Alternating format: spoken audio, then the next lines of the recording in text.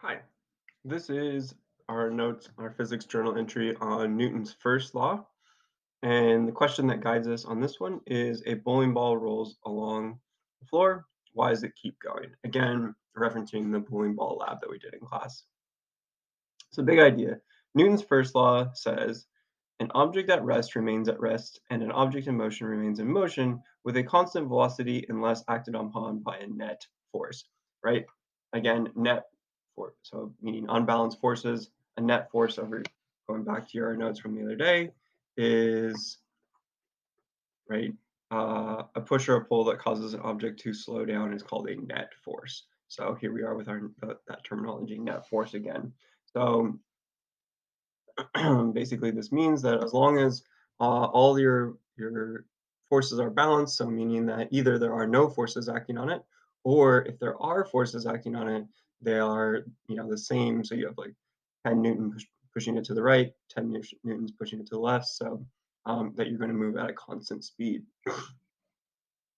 So um, basically, this is called the law of inertia. Newton's first law is called the law of inertia. And inertia is the tendency of an object to resist any change in motion.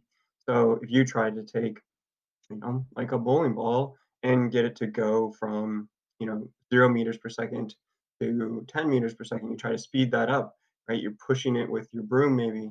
You're going to feel a resistance to that change in motion, right? The bowling ball is not going to want to change from going from 0 meters per second to 10 meters per second. And that resistance that you feel is called inertia. So that could be in speeding up, so it could be a resistance to, right, speeding up. It could be a resistance to slowing down. It could be a resistance to going in a circle, right? So it actually could be any of these things that we talked about the other day. So also, we should add mass, right? Mass, we should talk about that. So mass is a measure of the amount of matter in an object, or the amount of inertia an object has. So that would be, um, like that's different than the weight. So in the US, often we use the word mass and weight kind of interchangeably, but they're actually different, right? So weight would be how much the earth pulls down on you versus mass is again how much stuff you have, how much matter you have. So, the difference there would be like if you went to, if you had a certain amount of mass, and then you went to the moon, like you would have the same amount of mass if you went to the moon, but you would have less, you would weigh less, right? The gravity would pull down on you less. So it is important to note the difference between mass and weight.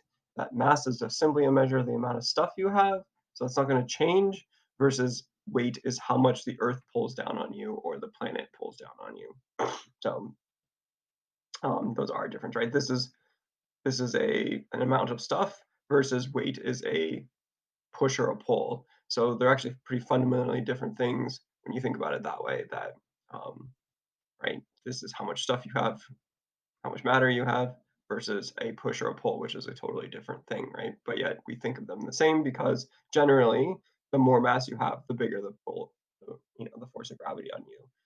Which is why they're usually linked, but they could be unlinked if you were to go to a different planet. So anyway, that's mass. That's going to come into play when we talk about inertia here. So, all right. Thank you for watching. Again, oh, sorry. Again, this is no example problem on this one. That's it. So yeah. Okay. This time now. Thank you for watching.